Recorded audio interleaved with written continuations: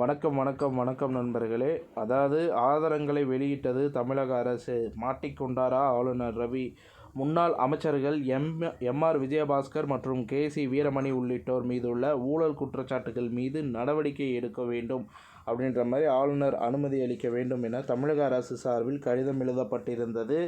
அதற்கு பதிலளித்த ஆளுநர் மாளிகை ஒரு சில வழக்குகளுக்கு சட்ட விளக்கம் கேட்டிருப்பதாகவும், முன்னாள் அமைச்சர்கள் கேசி வீரமணி மற்றும் எம்ஆர் விஜயபாஸ்கர் உள்ளிட்டோர் மீதான குற்றச்சாட்டுகள் தொடர்பான கோப்புகள் எதுவும் தங்களுக்கு வரவில்லை எனவும் விளக்கமளிக்கப்பட்டிருந்தது. முன்னாள் அமைச்சர்கள் மீதான ஊழல் குற்றச்சாட்டு குறித்து நடவடிக்கை எடுக்க எந்த கடிதமும் தமிழக அரசு சார்பில் வரவில்லை என்றும் ஆளுநர் மாளிகை நேற்று விளக்கம் கொடுத்திருந்தது. இதற்கு நேற்றே தமிழக சட்டத்துறை அமைச்சர் ரகுபதி மறுப்பு தெரிவித்து விளக்கம் கொடுத்திருந்தார். இந்த நிலையில் தமிழக அரசுக்கான பப்ளிக் டிபார்ட்மெண்ட் பொதுத்துறை சார்பாக ஆளுநருக்கு அனுப்பப்பட்ட கடிதம், அதன் நினைவூட்டல் கடிதம் அனுப்பப்பட்டது என அனைத்துக்கும் தகவல்களையும் பார்த்திங்கன்னா வெளியிட்டுள்ளது.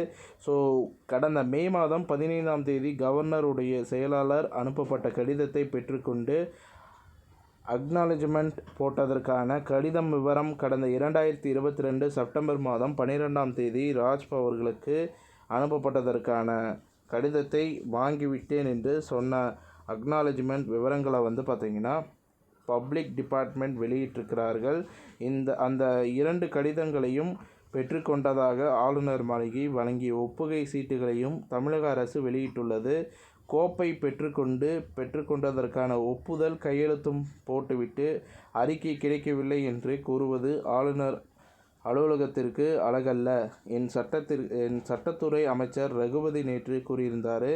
இது குறித்து பார்த்திங்கன்னா நேற்றைய தினமே குறிப்பிடத்தக்கது அப்படின்ற மாதிரி வெளியிட்டிருக்காங்க. ஸோ இந்த தகவல் பிடிச்சிருந்தா நம்ம வீடியோவை லைக் பண்ணுங்கள், ஷேர் பண்ணுங்கள், மறக்காமல் சேனலை சப்ஸ்கிரைப் பண்ணி பெல் ஐக்கானை கிளிக் பண்ணி வச்சுக்கோங்க. நன்றி, வணக்கம். ஹலோ.